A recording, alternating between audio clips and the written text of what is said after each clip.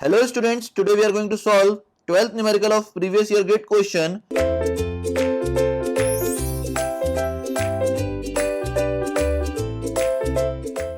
Question is given as, when aligning a hill road with a rolling gradient of 6%, a horizontal curve of radius 50 meter is encountered. The grade compensation to be provided for this case would be. Now we have to calculate the value of grade compensation here, and we know that grade compensation will be equals to 75 upon R or 30 plus R upon R, whichever is minimum.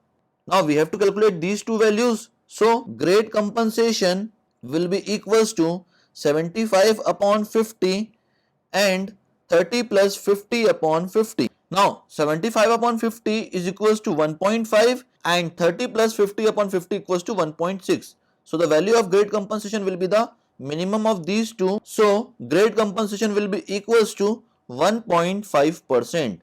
That is all about this numerical. Thank you very much, students.